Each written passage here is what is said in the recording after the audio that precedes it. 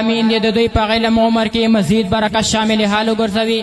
وزه د خطاب د پاره دعوت ورکوم حضرت العلامه مولانا حبیب الله کوهستاني صاحب ته چې د سټیج مخې ته تشریف راوړي مونږ او تاسو ته قال الله او قال الرسول بیان کړي. داغه د راتګ نه مخکې د یو څو نارو جواب راکړي. نعره تکبیر، نعره تکبیر، نعره رسالت. الحمد لله الذي أبدع الأفلاك والأرضين، والصلاة على من كان نبيا وآدم بين الماء والطين. أما بعد فأعوذ بالله من الشيطان الرجيم. بسم الله الرحمن الرحيم. لقد كان لكم في رسول الله أسوة حسنة. صدق الله العظيم. وقال النبي صلى الله عليه وسلم: إنما بعثت معلما، أو كما قال عليه الصلاة والسلام. اس کے لوری کے لیے لفظ کہاں سے لاؤں، اس کے لوری کے لیے لفظ کہاں سے لاؤں. سارے عالم کے مقدر کو جگایا جس نے، جن کے جولے پہ ملائک نے ترانے چھیڑے. قیصر و کسریٰ کے مڈیروں کو ہلایا جس نے. وہ کھلونوں سے نہیں شمس و قمر سے کھیلے، وہ کھلونوں سے نہیں شمس و قمر سے کھیلے، جن پہ سایہ پر جبریل کیا کرتے. گود میں لے کر حلیمہ جس سمت گزرتی، گود میں لے کر گزرتی تھی حلیمہ جس سمت، خار بھی اس راہ کو خوشبو سی دیا کرتے تھے. میرے معزز اور محترم علماء کرام اور سامنے تشریف فرما سامعین حضرات، آج میں جس موضوع کو لے کر آپ حضرات کے سامنے حاضر ہوا ہوں وہ ہے سیرت النبی صلی اللہ علیہ وسلم. سامعین محترم، ویسے تو سیرت کا معنی لغت کے اندر کسی کی کارکردگی یا کارناموں کو احاطہ کرنے کے لیے آتا ہے، لیکن آج تک کوئی ایسا مصنف، کوئی محدث، کوئی مفکر، کوئی مدبر پیدا نہیں ہوا جس نے آپ صلی اللہ علیہ وسلم کی پوری سیرت کا احاطہ کیا ہو. میں وقت کی نزاکت کو مد نظر رکھتے ہوئے سیرت کی چند پہلوؤں پر روشنی ڈالتا ہوں کہ میرے محبوب پیغمبر صلی اللہ علیہ وسلم کو رب کائنات نے کتنا حسین بنایا. جیسی سیرت بنائی، جیسی صورت بنائی ویسے سیرت بنائی. میرے آقا کی صورت حسین ہے، سیرت بہترین ہے، صورت میں جمال ہے، سیرت میں کمال ہے. اس عظیم ہستی کی بات کر رہا ہوں جس کا ثناء خود رب کریم ہے. میرے محبوب پیغمبر صلی اللہ علیہ وسلم وہ عظیم ہستی ہے جس کا ثناء خود رب کریم ہے، جس کی صفات کا بیان قرآن حکیم ہے، جس پہ ملائکہ شب و روز درود بھیجتے ہیں، جسے شجر و حجر جھک جھک کر سلام کرتے ہیں، جس کی حقانیت کی گواہی کنکریاں دیتی ہے، جس کی دعا سے سورج واپس پلٹ جاتا ہے، جس کے اشارے سے چاند دو ٹکڑے ہو جاتا ہے، جس کی باتیں شہد سے زیادہ میٹھی ہے.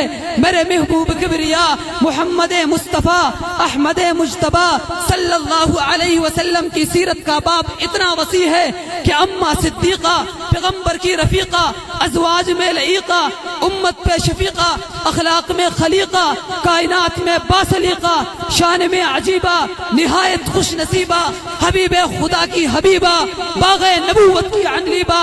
وہ فرماتی ہے کان خلقہ القرآن، سارا قرآن میرے مصطفیٰ کی سیرت ہے. سامعین محترم، میرا پیغمبر صلی اللہ علیہ وسلم امی ایسا ہے کہ ساری کائنات کے اندر اس کا استاد نظر نہیں آتا، اور استاد ایسے ہے کہ ساری کائنات ان کی شاگرد ہے. یتیم ایسا ہے کہ نہ باپ نہ دادا، پورے مکے میں لاوارث نظر آتے ہیں، اور وارث ایسا ہے کہ ساری امت لاوارث کا وارث ہی محمد صلی اللہ علیہ وسلم ہے. حسین ایسا ہے کہ یوسف علیہ السلام کو دیکھنے والوں نے انگلیاں کاٹ دی تھی. یوسف علیہ السلام کو دیکھنے والوں نے کیا کیا تھا؟ انگلیاں کاٹ دی تھی. لیکن میرے محبوب صلی اللہ علیہ وسلم کو دیکھنے والوں نے اپنے بچے شہید کروائے، گردنیں کٹوائی، جانوں کا نذرانہ پیش کیا، گھروں سے بے گھر ہو گئے، وطن سے بے وطن ہوئے۔ کس کے لیے؟ محمد عربی صلی اللہ علیہ وسلم کے لیے۔ حسین اتنا کہ خدا نے اپنا محبوب بنا لیا، حیا اتنی کہ عرب کی کباری لڑکیاں بھی حیا کا مقابلہ نہ کر سکی، بہادر اتنا کہ اکیلا غزوہ حنین میں کھڑے ہو کر کہتے ہیں انا النبی لا کذب وانا ابن عبد المطلب، اور نرم دل اور مہربان اتنا کہ زندگی میں کسی کو انگلی کا اشارہ بھی نہ کیا۔ میرے محبوب پیغمبر صلی اللہ علیہ وسلم کی عجیب سیرت ہے۔ بیک وقت آپ صلی اللہ علیہ وسلم میں دو چیزیں پائی جاتی ہیں۔ میرا مدنی آقا بہادر بھی ہے، شریف بھی ہے، حسین بھی ہے، باحیا بھی ہے۔ سامعین محترم، مجھے کہنے دیجئے، میرے نبی مسکرا کر دیکھے تو جنت کا منظر بن جاتا ہے، غصے میں آئے تو قیامت کا منظر بن جاتا ہے، قدم اٹھائے تو سنت بن جاتی ہے، گفتگو کرے تو حدیث بن جاتی ہے، عمل کرے تو شریعت بن جاتی ہے، جو ان کی نکاح میں آئے تو مومنین کی ماں بن جاتی ہے۔ مکہ آئے تو، مدینہ آئے تو منورہ بن جاتا ہے، ابو بکر آئے تو صدیق بن جاتا ہے، عمر آئے تو فاروق بن جاتا ہے، علی آئے تو حیدر کرار بن جاتا ہے، معاویہ آئے تو کاتب وحی بن جاتا ہے، ابو عبیدہ آئے تو امیر الامہ بن جاتا ہے، عرب کا چروا آئے تو زمانے کا مقتدی بن جاتا ہے، ڈاکو اور لٹیرے آئے تو ہمدرد انسان بن جاتا ہے۔ ارے یہ سب کچھ کیسا ہوا؟ یہ انقلاب کیسے آیا؟ یہ آپ صلی اللہ علیہ وسلم کی محنت سے آیا، یہ آپ صلی اللہ علیہ وسلم کی سیرت پر چلنے سے آیا، اس پر عمل کرنے سے آیا۔ یہ انقلاب آیا تو آپ صلی اللہ علیہ وسلم کی سیرت کو اپنا امام اور مقتدی بنانے سے آیا۔ سامعین محترم، آج ہم جلسے تو کر رہے ہیں، بڑے بڑے جلوس نکل رہے ہیں، لیکن وہ فضا اور ماحول نہیں بن رہا جو صحابہ کے دور میں تھا۔ کیوں؟ اگر آج ہم چاہتے ہیں کہ اس طرح فضا اور ماحول بنے جو صحابہ کے دور میں تھا، تو ہمیں آپ صلی اللہ علیہ وسلم کی سیرت کی طرف رجوع کرنا ہوگا، آپ صلی اللہ علیہ وسلم کی سیرت کو اپنانا ہوگا، صورت کو بھی اپنانا ہوگا۔ آج ہم نے آپ صلی اللہ علیہ وسلم کی سیرت کو بھی چھوڑ دیا، صورت کو بھی چھوڑ دیا۔